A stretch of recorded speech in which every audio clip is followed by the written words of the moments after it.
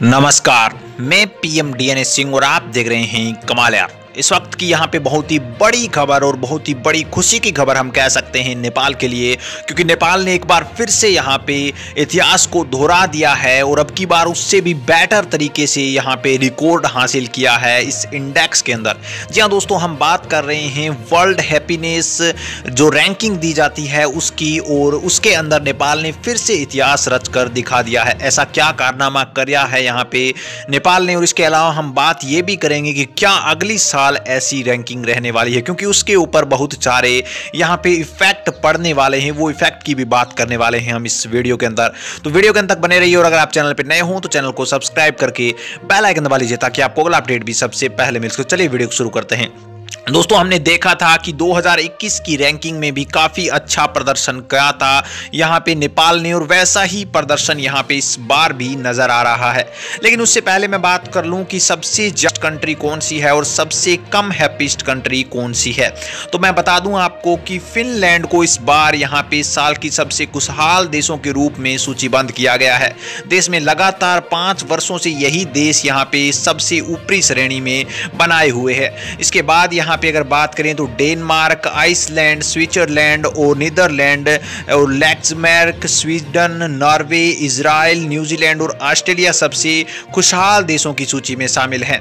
लेकिन अगर बात करें सबसे कम खुश या फिर नाखुश देशों की, तो उसके अंदर यहाँ पे सबसे नीचे स्थान लिया है रिपोर्ट के अंदर अफगानिस्तान को, जो कि 146वें स्थान पर है और दुनिया का सबसे ज्यादा नाखुश देश बताया जा रहा है। अब इस बात को आपको पॉइंट नोट करना है कि अफगानिस्तान को सबसे नाखुश किया गया है। इसी के ऊपर हम बात करेंगे बाद में कि क्या अगले साल यहाँ पे नेपाल को इसी रैंकिंग के साथ नवाजा जाएगा या फिर इससे कम यहाँ पे मिलने वाली है। तो दोस्तों, आप बात कर लेते हैं कि दक्षिणी एशिया का सबसे खुशहाल देश यहाँ पे नेपाल बन चुका है, और संयुक्त राष्ट्र ने ये वर्ल्ड हैप्पीनेस रिपोर्ट जैसे ही जारी की तो यहाँ पे नेपाल का नाम साउथ एशिया के अंदर सबसे ऊपर आ गया था। शुक्रवार को ये रिपोर्ट जारी हुई। उस रिपोर्ट के अनुसार नेपाल दक्षिणी एशिया का वह देश बन गया जिसका स्थान यहाँ पे 85वां था, लेकिन दक्षिणी एशिया में सबसे ऊपर था, जो कि इस क्षेत्र का सर्वाधिक रैंकिंग लेने वाला देश बन गया।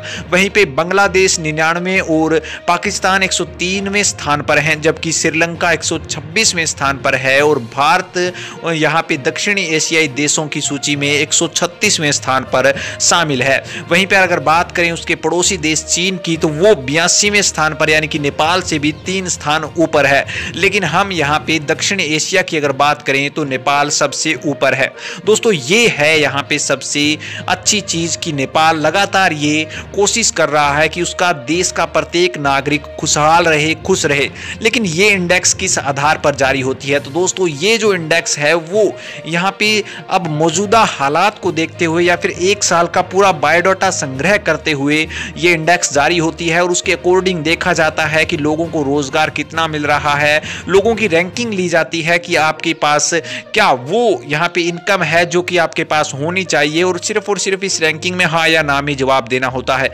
यानी कि इसको क्लियरफाई तो नहीं कर सकते, लेकिन इसके आधार पर यह जरूर बताया जा सकता है कि कोई देश कितना ज़्यादा खुशहाल है या नहीं है। तो इस खुशहाली की नज़र से अगर देखा जाए तो नेपाल ने बहुत बड़ा काम यहाँ पे करके दिखाया है। लगातार दूसरा साल है ये। लेकिन अब हम बात कर लेते हैं कि क्या अगले साल भी ऐसी ही बढ़िया रैंकिंग रहेगी या फिर कहीं ना कहीं लॉस होगा। तो इसका बड़ा रीज़न मैं आपको बता सकता हूँ MCC, क्योंकि अफगानिस्तान में यहाँ पे जरूर है कि उन्होंने तालिबानियों ने कब्जा कर लिया था, लेकिन उसका बड़ा रीज़न क्या था? कहीं ना कहीं अमेरिका सेना भी उसका बड़ा रीजन था, और वही यहाँ पे कहीं ना कहीं मैटर कर सकता है नेपाल की खुशहाली को या फिर हैप्पीनेस इंडेक्स को, जो कि अगले साल जारी होगी। उसी से पता चलेगा कि क्या सच में इसका इफेक्ट पड़ता है या नहीं पड़ता है। लेकिन ये रिस्पॉन्सिबिलिटी होती है सरकार की कि सरकार ज़्यादा हावी ना होने दे इस MCC के फंडे को, जिससे कि जो लोगों की स्वतंत्रता है वो छिन जाए, या फिर हम ऐसे कहें कि इस MCC अगर हावी होती है तो कहीं ना कहीं जो लोग सोच रहे हैं कहीं वैसा ही घटना घटित विकसित ना हो जाए और ये जो कहीं खुशहाल या फिर खुशियों से भरा हुआ नेपाल है वो इंडेक्स में नीचे दिखाई दे। ऐसा हम बिल्कुल भी नहीं चाहेंगे और सरकार की जो रिस्पॉन्सिबिलिटी है वो सरकार बखूबी निभाएगी, ऐसी ही कामना कर सकते हैं। तो दोस्तों आगे भी हम ऐसा ही सोचेंगे कि ये इंडेक्स और ज़्यादा सुधार में आए, ना कि कुछ भी इसमें बिगड़े। आपकी क्या राय इसके बारे में, अपने विचार कमेंट सेक्शन में जरूर लिखिए। चलिए आज के लिए इतना रखते हैं, आगे कोई नया अपडेट मिला फिर आपके सामने हाजिर होंगे। तो वीडियो को लाइक कीजिए, शेयर कीजिए और अगर आप चैनल पर नए हों तो चैनल को सब्सक्राइब करके बेल आइकन दबा लीजिए ताकि आपको अगला अपडेट भी सबसे पहले मिल सके।